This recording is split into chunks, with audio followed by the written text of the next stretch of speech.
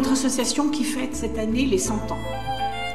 C'est 250 000 femmes qui agissent à travers le monde et se battent pour un objectif commun, le droit de vivre dans la dignité pour l'État d'Israël.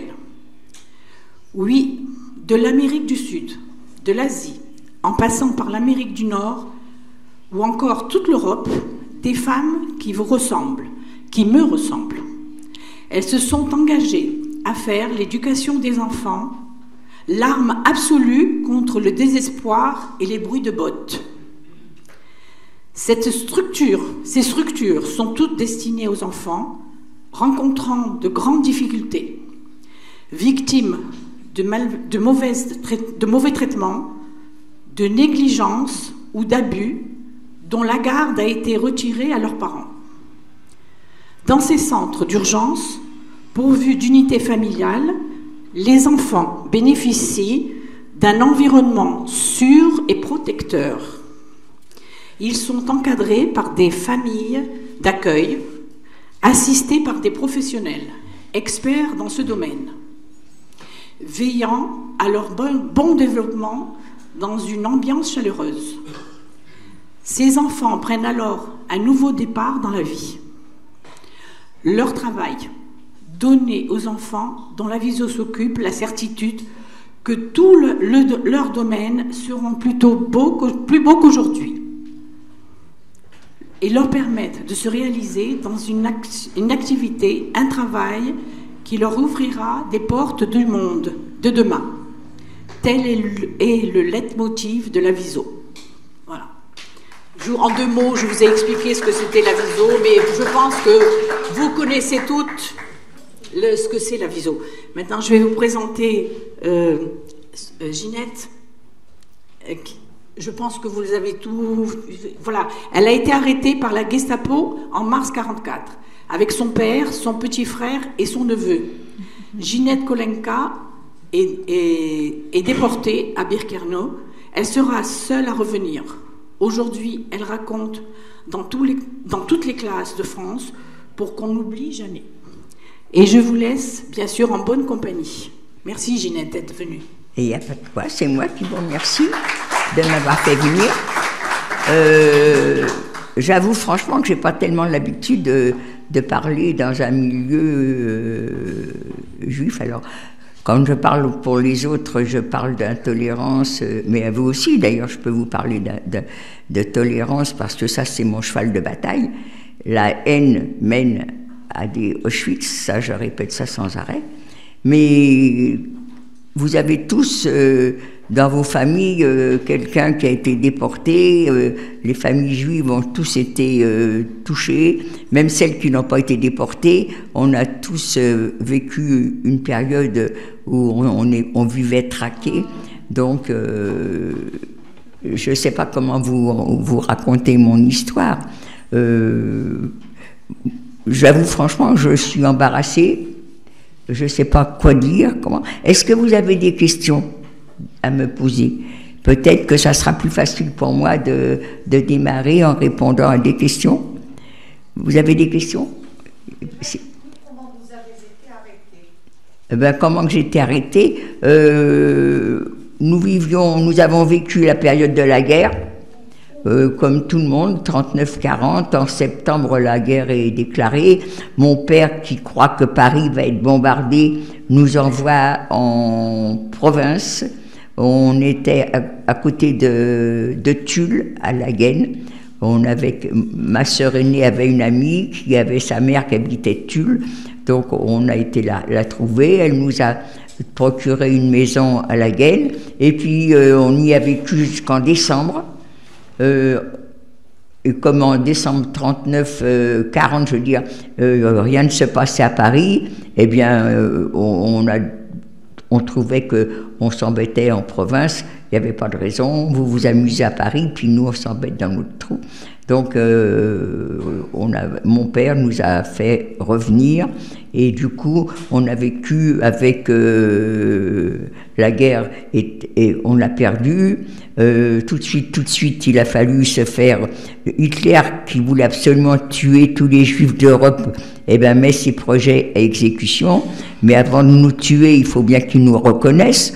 Alors, je me souviens qu'il y avait, à Place de l'Opéra, une caricature d'un visage de juif, et quand je regarde, je ne vois pas trop la caricature, ce qu'elle venait faire, il représentait un juif avec un nez crochu sur une hauteur d'une maison de 3 étages, et c'était ça pour lui, un juif, ça représentait cette caricature.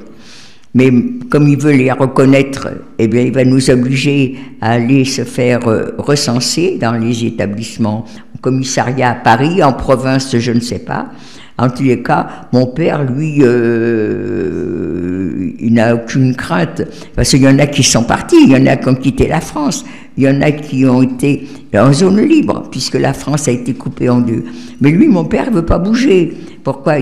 Parce qu'il est né à Paris, il a fait la guerre de 14, il a eu 6 filles avant d'avoir un garçon, et tout le monde est né à Paris. Ma mère, non. Ma mère était roumaine, mais elle est venue très très jeune à Paris, donc nous on parlait comme je vous parle maintenant, aucun accent. Et donc mon père estime que nous on ne craint rien du fait qu'on est français et qu'il n'y a pas de raison qu'on parte, il reste à Paris. Alors, il avait un petit atelier. Alors, d'abord, il faut qu'on aille se faire recenser. On y va. On sort du bureau du commissariat. Peut-être que vous l'avez vécu, ça. Ou au moins, si vous ne l'avez pas vécu, vos parents vous l'ont raconté. Et donc, on sort des bureaux du commissariat avec un tampon juif au travers de la carte d'identité, mais lui, ce qu'il veut, Hitler, c'est aussi nous humilier. Alors, la carte d'identité, c'est très bien, seulement personne ne le voit sur la carte d'identité. Alors, il lui vient l'idée de nous faire poser des étoiles sur nos vêtements, étoiles jaunes bordées de noir et marquées à l'intérieur « juif ». Et on va, à partir de ce moment-là, du fait qu'on sait qu'on est juif, eh bien, tout ce qui était interdit, si on nous voit avec un endroit où c'était interdit, naturellement, c'est la prison qui nous guette. Mais alors, je me souviens, moi, ce qui m'embêtait surtout, c'était, parce que égoïstement, je ne pensais qu'à moi, eh bien, c'était, les Juifs n'avaient pas le droit d'être sur un terrain de sport, les Juifs n'avaient pas le droit d'aller à la piscine. Alors, est-ce que vous saviez tout ça? C'est peut-être pas la peine que je vous raconte cette histoire-là, parce que... Non Comment? C'est bien que vous nous la racontiez, d'autant que c'est... Oui, parce que vous êtes jeune. Alors donc, on n'a pas le droit d'aller à la piscine, pas le droit de faire du sport. Ça, c'est rien. C'était pour moi que c'était beaucoup, mais en fin de compte, c'était rien. À côté de ce qui se passait, plus le droit d'être en contact avec les non-juifs. Alors, les non-juifs, on les appelait des ariens. Eh bien, plus le droit d'être en contact. Ça veut dire qu'il y avait un tas de métiers qui nous étaient interdits. Comme par exemple médecins, chirurgiens, dentistes, les artistes, les commerçants, on n'a plus le droit de travailler puisqu'on n'a plus le droit d'être en contact avec les non-juifs. Mais mon père a un petit atelier, il travaille, il fabrique des imperméables. Donc il avait 2 ouvrières et un coupeur. Eh bien, il n'a plus le droit d'être dans son atelier. Il est juif, les ouvriers ne sont pas juifs, il n'a plus le droit. Donc, à la place, il y a des gens. Comment ces gens ont choisi de faire ça? Ma foi, j'en sais rien. Comme il y avait un commissariat aux affaires juives, peut-être que les gens qui avaient envie de remplacer les Juifs allaient à cet endroit-là et disaient « moi, je veux bien le faire ». J'en sais rien, je vous dis ça comme ça, mais je ne le sais pas. En fin de compte, mon père, comme il a un ouvrier qui n'est pas juif, eh bien, au lieu d'avoir n'importe qui dans son atelier, il va le désigner. Alors ces personnes-là, on les appelait des administrateurs. Mon père n'a plus le droit d'être dans son atelier, c'est ce monsieur qui va prendre sa place. Et j'ai 2 sœurs qui font les marchés, et bien c'est pareil, elles n'ont pas le droit d'être sur le marché. Il y a des clients qui ne sont pas juifs, elles n'ont plus le droit de faire les marchés. C'est aussi une dame qui va les remplacer. Alors, cette dame, je ne sais pas comment qu'elle l'a fait, je ne sais pas non plus ce qu'il devait. Est-ce qu'il prenait les affaires aux Juifs ou est-ce qu'il leur devait des compensations? Ben, j'en sais rien. J'ai jamais posé la question et puis je n'en sais rien. En tous les cas, mon père ne peut plus travailler, mes sœurs n'en peuvent plus travailler et moi, Ginette, je trouve que c'était bien. Pourquoi? Ben parce qu'on n'était jamais ensemble au petit déjeuner. Chacun partait à différentes heures. Le déjeuner, pareil. Il n'y a qu'au dîner qu'on était tous ensemble. Et là, grâce à Hitler, on est au petit déjeuner et au déjeuner. Ginette, elle ne voit pas plus loin que le bout de son nez, et puis elle trouve que c'est agréable. Mais on va supporter... Alors, plus le droit de... Dans le métro, par exemple, on pouvait prendre le métro, mais la dernière rame du métro. Alors vous voyez comment c'est quand on est maintenant, on court pour attraper le métro, eh bien on prend n'importe quelle rame, eh bien on n'avait pas le droit. Il fallait être que dans la dernière rame du métro. Si on vous prenait avec votre étoile dans une autre rame, eh bien vous étiez punissable. C'était l'arrestation, et l'arrestation c'était la déportation. On va supporter ça. Alors, mon père ne peut plus travailler, mes sœurs ne peuvent plus travailler, et je vous dis, moi j'étais contente parce qu'on était tous ensemble. On était tous ensemble, pourquoi? Parce que mon père voulait absolument un garçon. Le premier bébé de la famille, c'est un garçon. À l'époque, on ne soignait pas comme maintenant. Il avait eu, je crois, la diphtérie, et il en est mort. Donc mon père voulait absolument un garçon. Mais il a eu 6 filles avant que le garçon arrive. Et quand le 7e est arrivé, eh ben, c'était un garçon. Alors là, on s'est arrêté à 7. Et moi, je suis la petite dernière des filles. Donc, j'étais chouchoutée. Alors, on va vivre comme ça. J'avais quitté l'école en décembre. Et quand je suis revenue en septembre, quand la guerre a été déclarée, j'avais quitté l'école. Et quand je suis revenue en décembre, je n'ai pas voulu reprendre en cours d'année, alors j'ai appris un métier, j'ai appris la sténodactylo.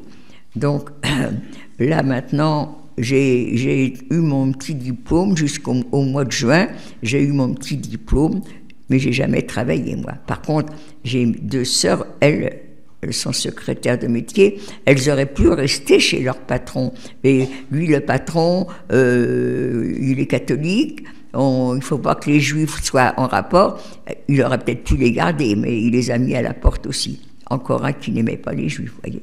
Donc, on est tous sans travailler, mais on reste quand même à Paris. Parce que je suppose que les administrateurs devaient donner quand même quelque chose. Ils ont quand même pris la marchandise, les clients, mais je ne sais pas, hein, je vous dis ça comme ça.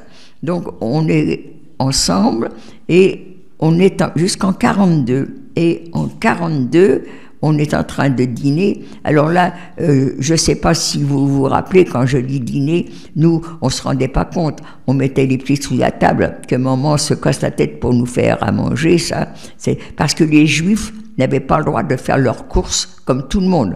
Il fallait y aller que l'après-midi. Et l'après-midi, on manquait de tout.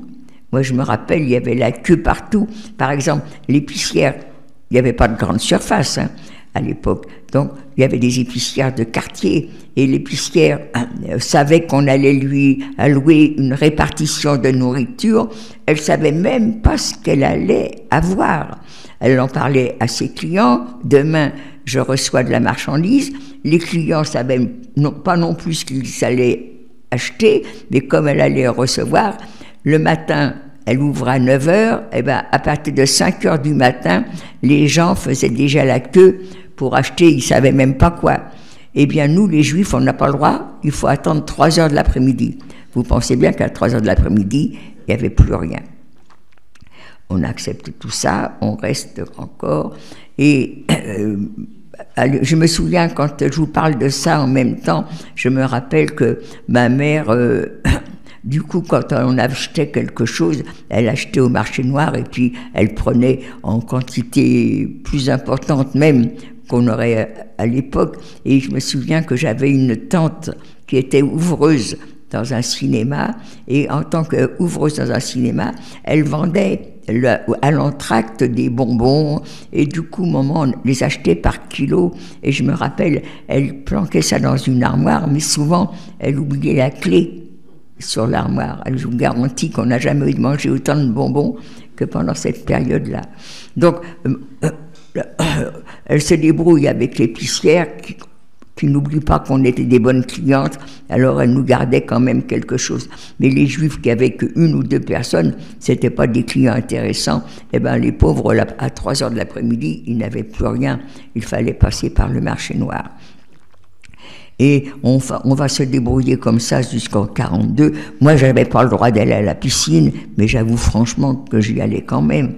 Je le disais pas à mes parents, j'allais chez les camarades, elles me prêtaient les affaires de toile, de piscine. Je laissais mon manteau avec les toiles chez elle, et puis, mais ça aurait pu être très grave. J'ai lu un livre sur Simone Veil. Elle a dû, cette fille, avoir des remords toute sa vie, parce que j'ai lu son histoire. Elle est à Nice, les Juifs n'ont pas le droit d'être sur la promenade des Anglais, et elle, avec ses camarades, se promène sur la promenade des Anglais. L'année scolaire est terminée, elle a passé le bac, elle ne sait pas si elle l'a reçu ou pas, mais de toute façon, ça y est, les études s'est terminées, donc elle se promène avec ses camarades sur la promenade des Anglais.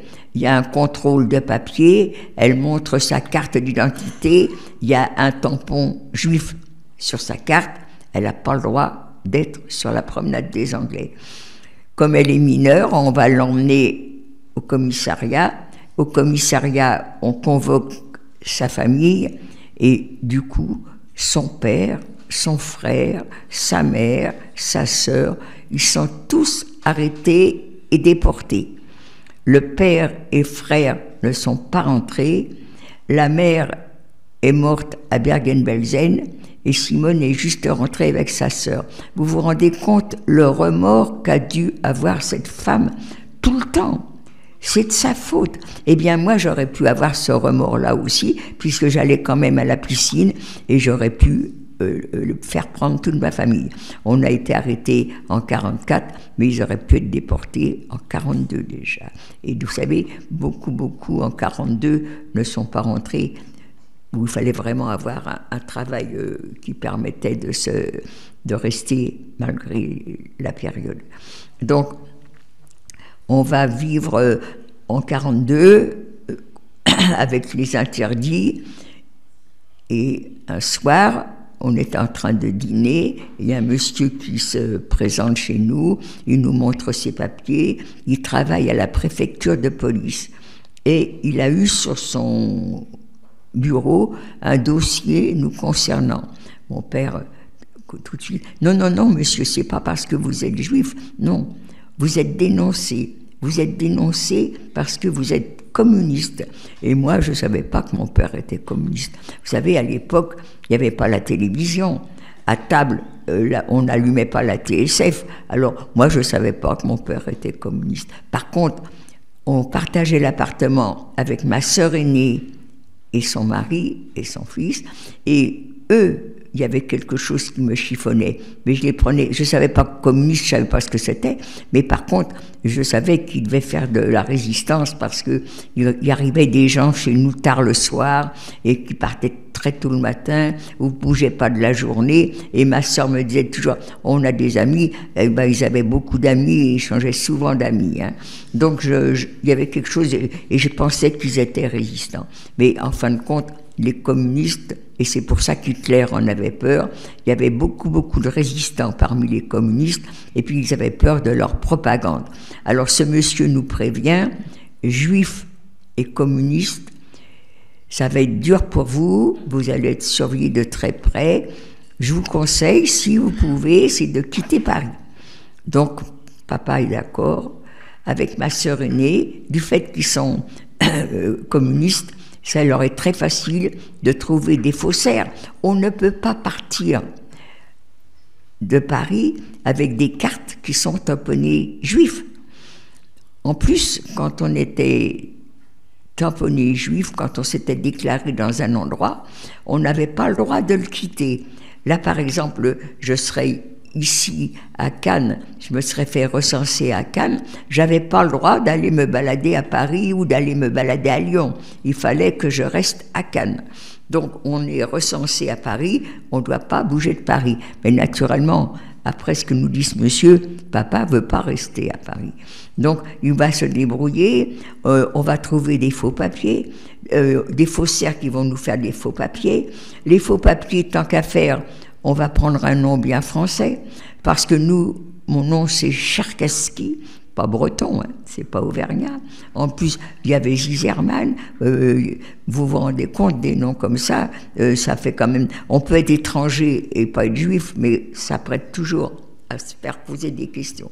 Donc, on a des amis qui sont ariens, catholiques, ils vont nous prêter leur nom et on va faire des faux papiers. Oui, mais des faux papiers, c'est très bien, mais est-ce qu'on peut s'en servir? Est-ce qu'ils sont bien limités? Ben, on n'en sait rien. Donc, on va passer la ligne de démarcation zone occupée, zone libre, d'une façon clandestine. Et pour ça, on va avoir besoin de personnes qui ont observé les allées et venues des patrouilles, ils savent à quelle heure elles passent, ils savent où elles passent, et ils vont en faire un métier, ils vont devenir des passeurs. Vous savez, maintenant, vous avez des personnes qui ont des fortunes, il ne faudrait peut-être pas trop leur demander d'où vient cette fortune. Mais malgré tout, s'ils ont été réguliers, sans eux, on n'aurait jamais pu passer en zone libre. Donc, on payait, mais on était tranquille. Mais il y en a quelques-uns, il y a toujours des brebis galeuses. J'ai une cousine, elle avait un passeur, ils avaient rendez-vous, ils se retrouvent, et le passeur leur avait promis d'aller au pied de la zone libre. C'était les conditions. Alors, elle le paye, et puis se retrouve, et ce passeur, à 200-300 mètres de la zone libre, il s'arrête, et puis il leur fait du chantage. Si vous voulez que je vous accompagne jusqu'au bout, il faudra rallonger la sauce. Naturellement, les gens, ils payaient, ils avaient peur. Nous, mon père nous a partagés en 4 groupes, parce qu'il ne voulait pas que l'on passe tous ensemble en même temps, on ne sait jamais ce qui peut arriver. Il nous a partagé 4 groupes, 4 passeurs différents, 4 endroits différents, mais un point de ralliement. On doit tous se retrouver à Aix-les-Bains, et on s'est retrouvés à Aix-les-Bains. Qu'est-ce que ça veut dire? Ben, ça s'est bien passé. En réalité, ça s'est pas très bien passé pour 2 groupes formidables, pas de problème. Un groupe, c'était ma mère, mon père et une sœur qui était de santé fragile. Ils avaient rendez-vous à la gare de Lyon avec un cheminot qui devait les emmener jusqu'à Lyon. Et à Lyon, ils devaient retrouver un autre cheminot qui devait les prendre en charge. Eh bien, il y a eu un problème. Ma mère, mon père, ma sœur se retrouvent seuls sur le quai de la gare. Les trains, les gens ont quitté la gare. Eux, ils se retrouvent seuls. Celui qui devait les prendre en charge n'est pas là. Naturellement, ils ne sont pas restés longtemps tout seuls. Mais je me mets à leur place. Les minutes, ça représentait des heures quand on attend. En fin de compte, il a fait son travail avec un peu de retard. Moi, j'étais avec 2 de mes sœurs. Nous, notre passeur, on devait le trouver à la gare d'Angoulême. On se retrouve à Angoulême. Le train qui nous avait emmenés a quitté la gare. Et maintenant, comme on est au buffet de la gare, quand le train est parti, toutes les issues du buffet de la gare ont été surveillées. Plus personne ne pouvait ni entrer ni sortir de la gare, du buffet de la gare. Et on est tous emmenés pour contrôle d'identité à la prison à Angoulême. C'est notre tour d'être interrogés. Vous êtes juive? Nous, juives? Mais non. Vous vous rappelez qu'on a pris des faux papiers et qu'on a des noms bien catholiques. Hein. Non seulement des noms catholiques, mais en plus, on nous a donné le nom des églises où ces personnes-là se sont fait baptiser, première communion et marier. Donc, on est devant ces messieurs. Vous êtes juifs? Ah non, non, pas du tout. Si. Il n'y a que les juifs qui vont en zone libre. Eh bien non, pas toujours. La preuve, c'est que nous, on n'est pas juifs. Et alors, qu'est-ce que vous allez faire? Alors, naturellement, on avait appris notre leçon. Le premier mariage dans la famille, on veut y assister. Alors, ils nous ont gardés en prison pendant, je ne m'en rappelle plus, 2 jours, 3 jours, 4 jours. Et puis, ils nous ont relâchés. Alors, soi-disant qu'ils avaient vérifié. Peut-être, oui. Puis après, ils nous ont dit, et puis rien qu'à votre comportement, on voit bien que vous n'êtes pas juif, parce que les juifs, ils sont comme si, les juifs, oh là là, on en a entendu sur les juifs. Et puis en fin de compte, nous, on était contentes, c'est qu'ils ne nous prenaient pas pour des juifs, alors on est parti, et on s'est retrouvés à Aix-les-Bains, parce qu'on est passé par une autre ville qui était Chalon-sur-Saône. Et puis... donc nous, pourquoi que je raconte cette histoire, c'est parce que nous, on n'était que des femmes, et quand on pouvait dire qu'on n'était pas juive, parce que vous le savez très bien, il n'y a rien qui prouve chez les femmes qu'elles sont juives, il n'y a rien, alors que vous connaissez pour les garçons. Hein. Donc on est passé, on s'est retrouvé à Aix-les-Bains. Aix-les-Bains, c'était une très très belle ville, mais on n'est pas pour les passer en vacances. On était là pour rejoindre Avignon. Ma sœur aînée avait des amis à Avignon. Elle leur avait demandé, je ne sais pas comment, par quel moyen, en tous les cas, on avait prévu pour nous recevoir, non pas à Avignon même, mais à Montfavet, à côté d'Avignon, un monsieur qui avait une très grande propriété et qui nous a loué son premier étage. Alors toute la famille, les mariés, les célibataires, on va vivre tous ensemble pendant 3 mois à cet endroit-là. On n'est pas en vacances, il faut quand même travailler. Donc on va se chercher du travail pendant ces 3 mois. J'ai 2 sœurs qui sont secrétaires de métier. Elles cherchent dans les bureaux. Moi, je sors de l'école de sténodactylo, mais j'ai jamais travaillé. Donc toutes les 3, on cherche dans les bureaux, on ne trouve rien à Avignon, mais on nous conseille, à côté d'Avignon, à Vedène, il y a une grosse boîte de Paris, Péchinet, qui s'est repliée là depuis le début de la guerre. Peut-être que là, on a une chance. En effet, mes sœurs, personnel qualifié, oh là là là là, vous commencez tout de suite. Mais moi, débutante, ben vous, mademoiselle, on a nos débutants, vous savez, on n'a pas besoin de vous. Et puis, je pense que le directeur a senti quelque chose, malgré notre nom bien catholique. Eh bien, oh ben écoutez, mademoiselle, on trouvera bien à vous caser. Je dis une bêtise parce que je dis non, catholique, c'est pas vrai. On avait repris notre nom de famille. Je m'appelle Cherkassky, c'est d'origine ukrainienne. Eh bien, les Russes ont la religion orthodoxe. Mon père, quand il avait fait faire des faux papiers, avait acheté aussi un faux certificat qui prouvait que nous étions de religion orthodoxe. Donc, pour tout le monde, on était orthodoxe. Et on s'était replié parce que ma mère ne supportait pas le climat de Paris. C'était une grosse bêtise. Je comprends que maintenant, nous, on s'imaginait que personne ne se doutait que nous étions juifs. Mais vous vous rendez compte, toute une famille qui vient s'installer en zone libre et qui raconte que la mère est allergique. Mais si elle est allergique à Paris, elle avait qu'à vivre en province, en zone occupée, pas en zone libre. Rien que ça. Mais bon, on a cru, alors on a donné cette histoire-là. Mais on a vécu quand même de 42 à 44 à Avignon. On était très très bien. Alors, on s'est trouvé du travail dans cette entreprise, Péchinet. J'ai mes 2 sœurs qui faisaient les marchés. Eh bien, mon père s'est renseigné, oui, si on a l'autorisation, il faut des papiers spéciaux, et si on trouve de la marchandise pour la vendre, il n'y a pas de problème. Eh bien, mon père va se débrouiller, et mes 2 sœurs vont faire les marchés.